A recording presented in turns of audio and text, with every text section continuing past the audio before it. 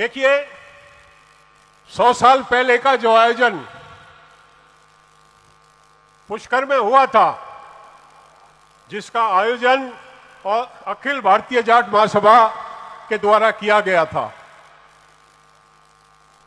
चौधरी छोटूराम उस टाइम पे एक किस्म से सर्वे सर्वा थे उसके।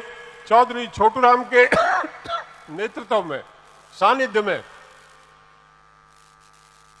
उनके बताए मार्ग पे चल के आज जहां हम पहुंचे, ये बिरादरी उनकी ऋणी।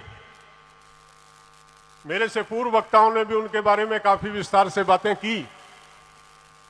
चौधरी छोटूराम पंजाब के मुख्य वजीर थे, कृषि मंत्री थे पंजाब में, लेकिन वो पंजाब तक सीमित नहीं थे।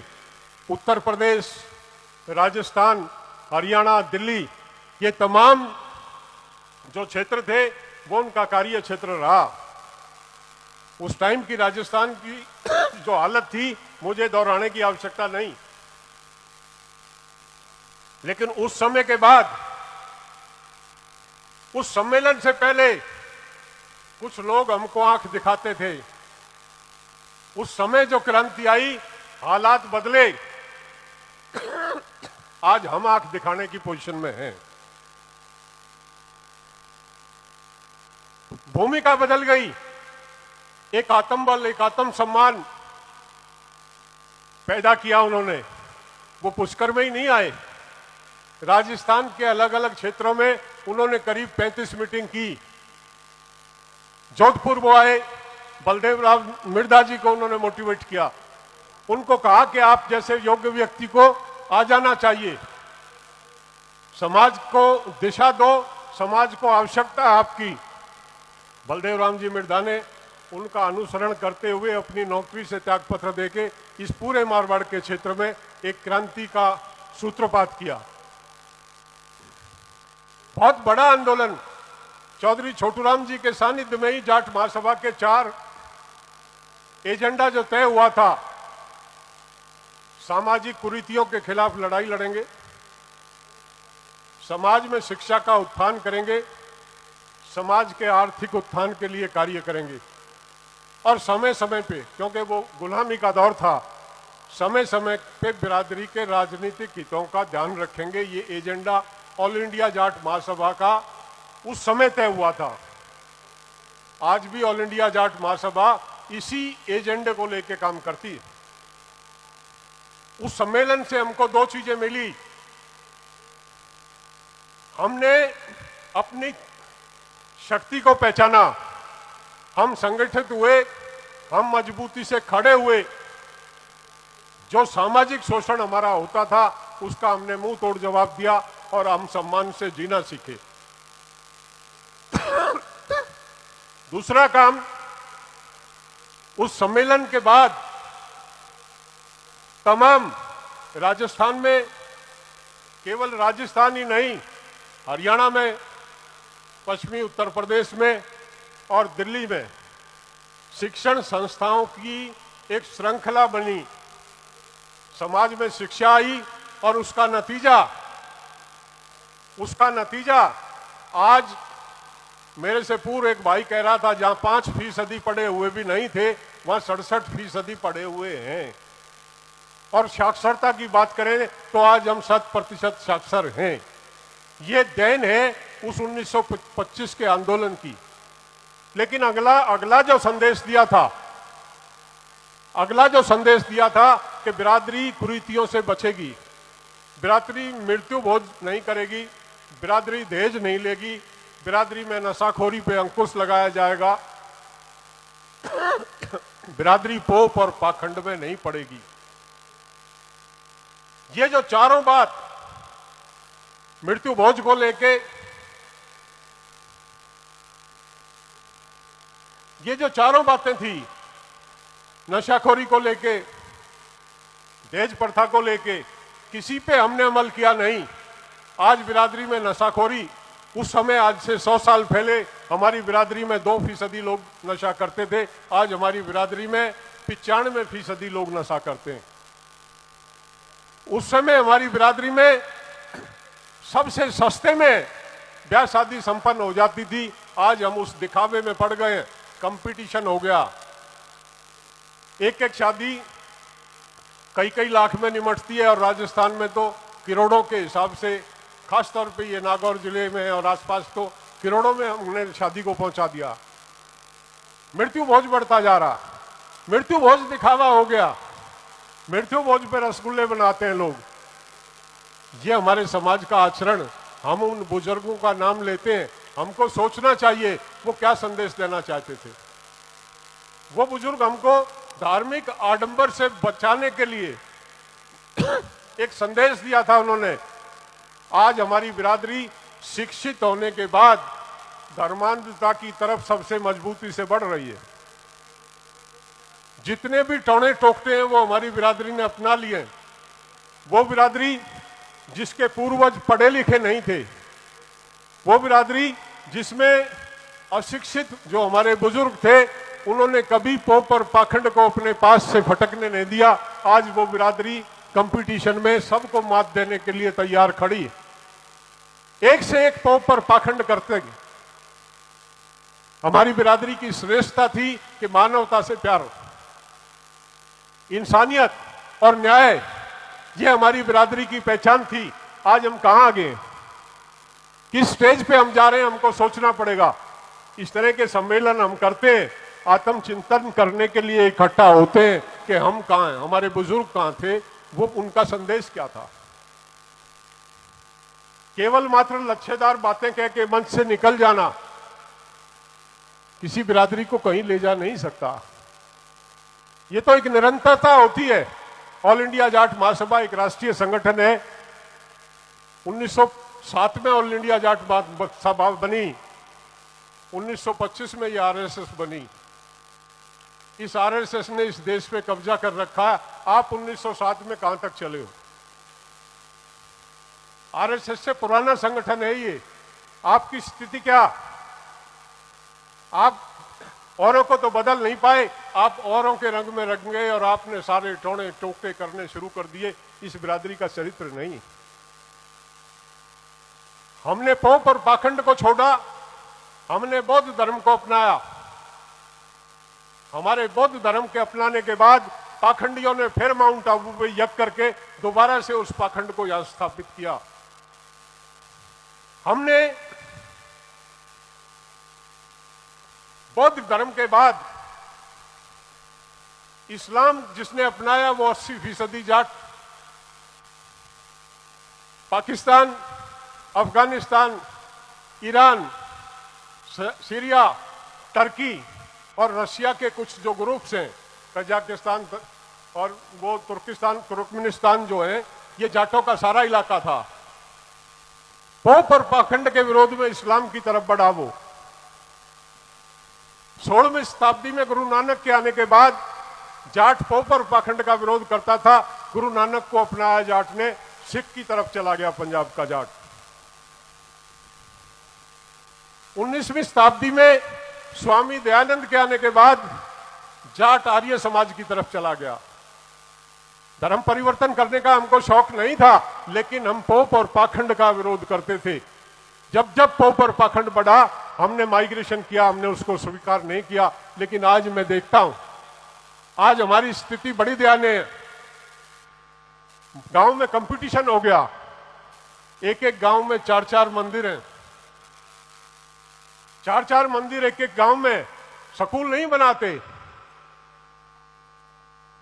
बुजुर्गों के लिए कुछ नहीं करते। जो समाज के पिछड़े हुए बच्चे हैं, जो फीस देने की या किताब की वजह से पढ़ नहीं पाते, उनकी मदद नहीं करते, लेकिन उस मंदिर में लाखों रुपए का दान करते हैं। अपने आप को बहुत बड़ा समझते हैं वहां पैसा देके। कहां जा रहे हैं हम? दुकानें बनी हुई। मानवता से श्रेष्ठ सेवा कोई हो नहीं सकती और जाट से ज्यादा मानवतावादी कोई हो नहीं सकता। जिसमें मानवता नहीं है वो जाट नहीं है। जाट सबको लेके चलता, जाट सबका आदर करता, जाट अन्याय के खिलाफ लड़ता। सही बात के लिए जाट अपने सगे भाई का विरोध कर देता। उसका भाई भी अगर गलत है तो वो समाज में उसके विरोध में खड़ा हो जाता। ये किसी दूसरी जाति में गुण नहीं। हम लोगों ने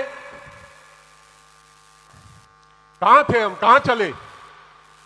आज एक बहस है, मैं पढ़ रहा था, एक स्कॉलर हैं हरियाणा के,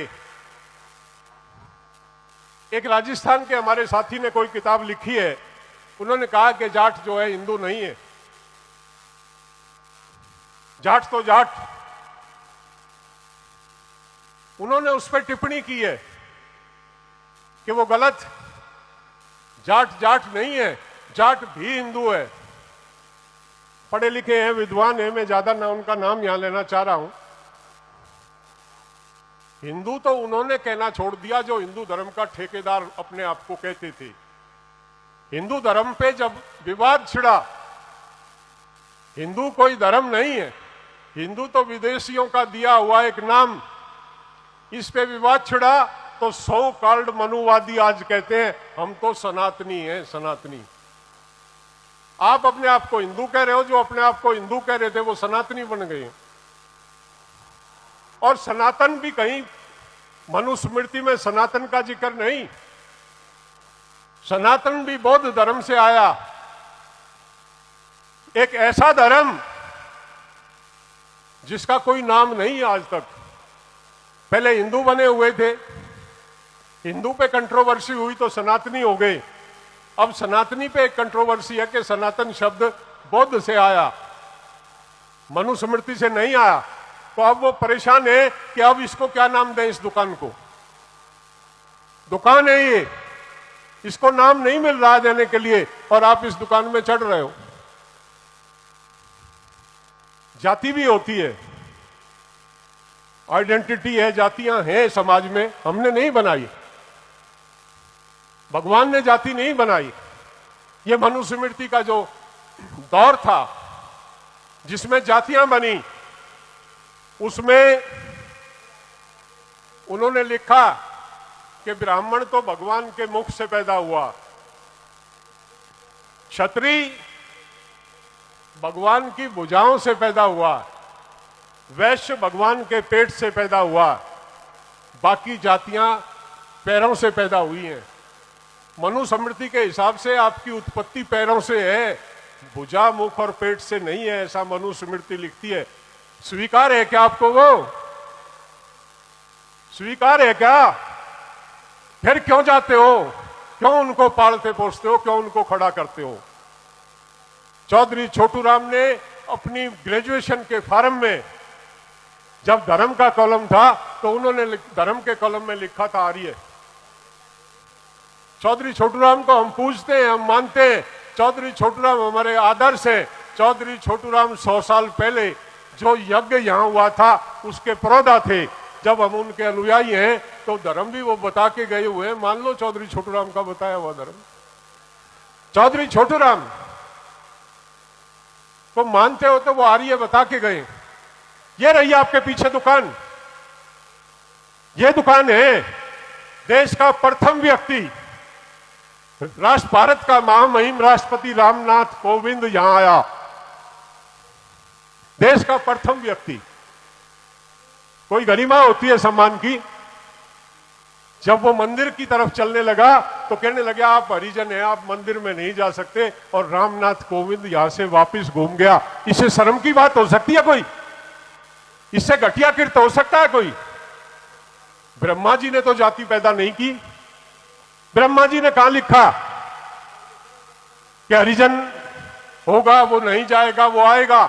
ये दुकानदारों ने दुकान बनाई हुई है और दुकानदार लूटते हैं, दुकानदार धंधा बनाते हैं।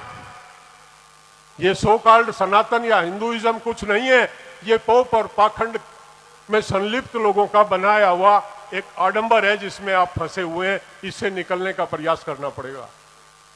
अगर बिरादरी को बढ़ना है तो मंदिर बनाने की जरूरत नहीं है, हॉस्टल बना दो, वृद्धाश्रम बना दो, अनाथ बच्चों के लिए बना दो, शिक्षा के लिए प्रबंध कर दो, हॉस्टल बना दो, स्कूल बना दो, किसी स्तर पे समाज के लिए काम कर दो। कसम खा लो कि मंदिर नहीं बनाएंगे, बढ़ जाएगा समाज।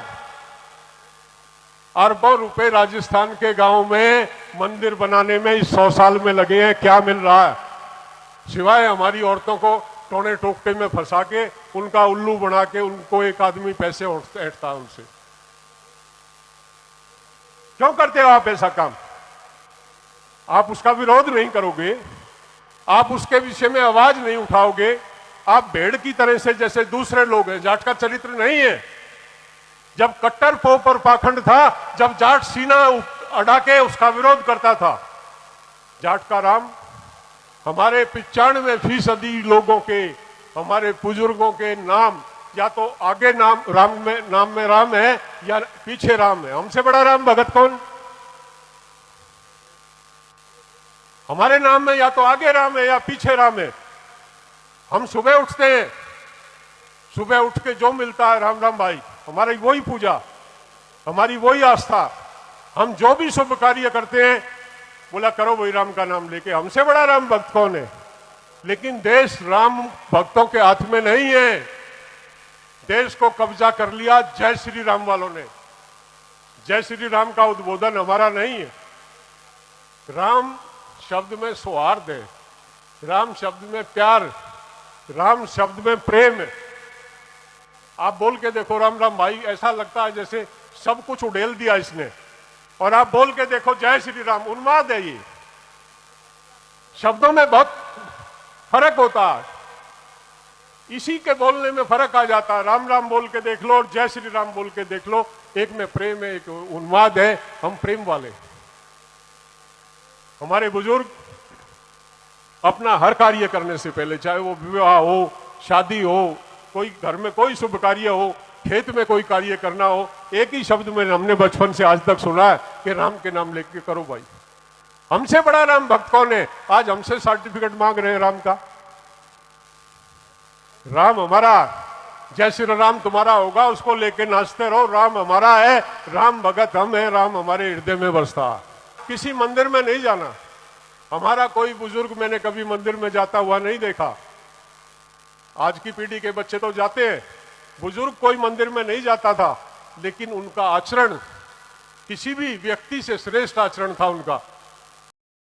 हो रहा है वो अन्य प्रदेशों में नहीं है, मैं बधाई देता हूं राजस्थान के लोगों को।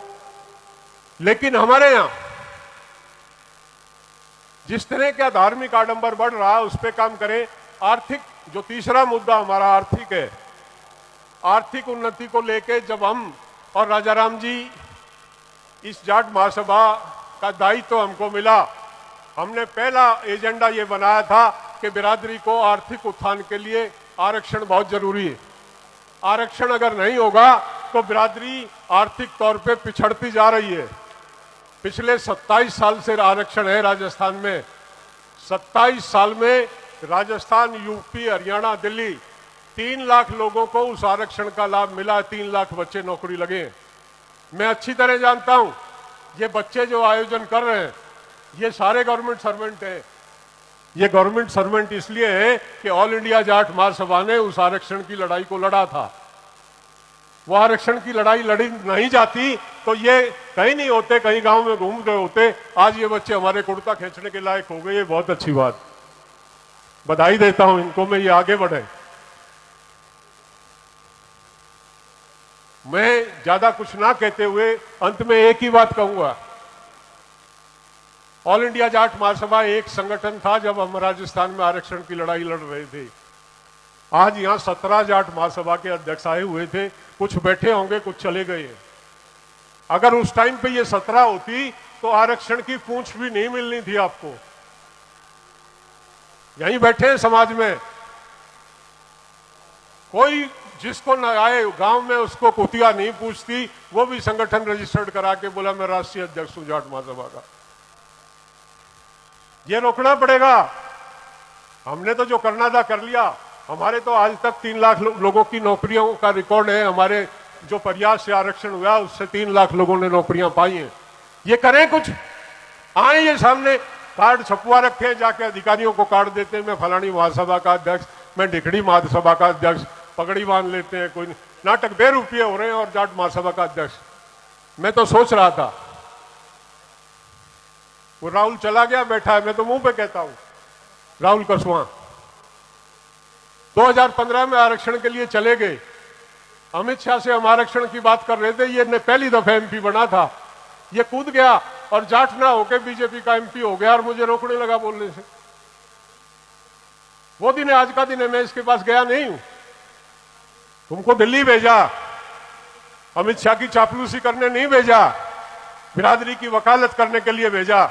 अगर बिरादरी की वकालत नहीं कर सकते तो कोई अधिकार नहीं।